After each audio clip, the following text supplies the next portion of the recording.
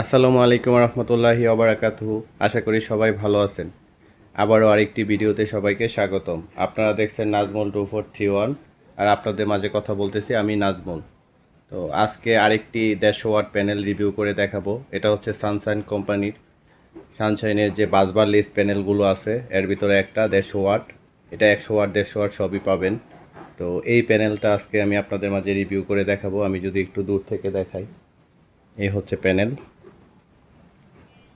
আর এটা বাসবারগুলো দেখা যায় না, এটা পিওর ব্ল্যাক। আর ব্ল্যাক হওয়ার কারণে এটার মধ্যে তাপগুলো সমানভাবে পড়তে পারে বা অল্প রোদেও মোটামুটি ভালো একটা পারফরমেন্স পাওয়া যায়। আর এটার একটা নেগেটিভ সাইড বলবো না, একটু ডাউন সাইড বলা যায়। এটার একটা জিনিস আমার খুব ভালো লাগে না খুব একটা, এটা হচ্ছে এটার যেই বডিটা, ফ্রেমটা, এটা খুব একটা মজবুত মনে হয়নি আমার কাছে। এটা যথেষ্ট পরিমাণে হালকাই মনে হচ্ছে। তো এই জিনিসটা বাদ দিয়ে এটা অবশ্যই কোয়ালিটি মেনটেন করছে। গ্লাসটা অনেক সুন্দর, পাশাপাশি হচ্ছে কিউআর কোড থেকে শুরু করে আপনি সব দেখতে পারবেন এখানে, সব কিছুই দেওয়া আছে। আর সেলগুলো হচ্ছে পিওর ব্ল্যাক। এটার ভিতরে অনেকেই বলে সেল নাই, কিন্তু এটার ভিতরে সেল আছে। হয়তো সেলগুলো ব্ল্যাক থাকার কারণে উপর থেকে দেখা যায় না। তো যার জন্যে আমরা সবসময় বরাবর একটা জিনিস জানি, ব্ল্যাকটার মানে ব্ল্যাক যে ইয়েগুলো আছে, এটা তাপ ধারণ ক্ষমতা অনেক বেশি, সুতরাং এটা খুব ভালোভাবেই ক্যাচ করতে পারে। তো এই প্যানেল আজকে আমি আপনাদেরকে লোড টেস্ট করে দেখাবো। আমি কথা দিয়েছিলাম, যদিও এখন হচ্ছে বৃষ্টি বা ওয়েদার একটু পর পর চেঞ্জ হয়ে যাচ্ছে, রোদ উঠে আবার ওঠানামা করে, প্রপার একটা আউটপুট না পেলেও মোটামুটি একটা ধারণা দেওয়ার চেষ্টা করব। কারণ হচ্ছে আমাদের তো ভিডিওগুলো দিতে হবে, না হলে আপনারা কিভাবে জানবেন। আর এটার পিছনের সাইডটা যদি আমি একটু আপনাদেরকে দেখাই, তাহলে আপনারা বুঝতে পারবেন এটার পিছনে কি আছে বা এটা কোম্পানি থেকে কি পরিমাণে ইয়ে করা আছে। এখানে একটা সুন্দর জংশন বক্স পেয়ে যাবেন, এটা খুললাম না।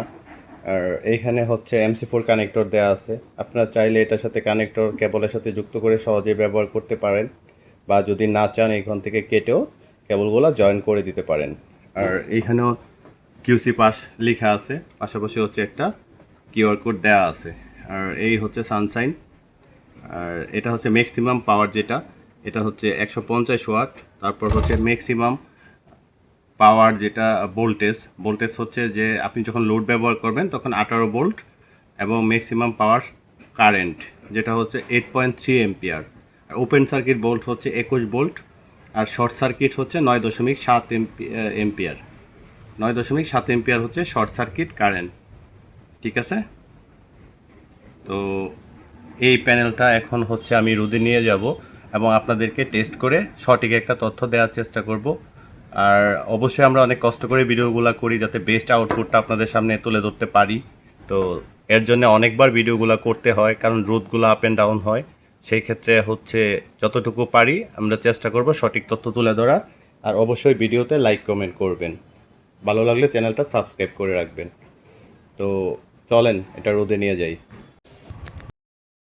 এটাকে এখন শর্ট সার্কিট করে একটা ডিসি ক্লিপন মিটারের সাহায্যে মেপে দেখব যে এখান থেকে আমরা কত এম্পিয়ার পাচ্ছি। এটাকে শর্ট সার্কিট করে দিলাম, দেখেন 5.3 এম্পিয়ার পাচ্ছি। এটা গরম হয়ে যাচ্ছে। আবারও যদি আমি একটু দেখাই, 5.3 এম্পিয়ার পাচ্ছি। আসলে এটা যদি আমি একবারে প্যানেলের কাছে থেকে ইয়ে করতে পারতাম তাহলে আরও একটু বেশি আউটপুট পেতাম। তো তারপর একটা মোটামুটি ধারণা নেওয়া যায়, কারণ এখানে 10 গজের মতো তার আমি ব্যবহার করেছি। এখন এটা ওয়াট মিটারের সাথে কানেক্ট করে দেখব যে এখান থেকে কত ওয়াট পাওয়া যায়।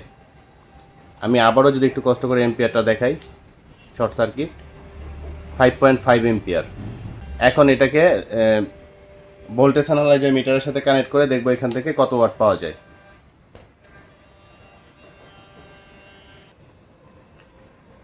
এটাকে এখন একটা ভোল্টেজ অ্যানালাইজার মিটারের সাথে কানেক্ট করে তারপর আমি আপনাদেরকে এখন দেখাচ্ছি একটা লিথিয়াম ব্যাটারির সাথে সংযোগ দিয়ে।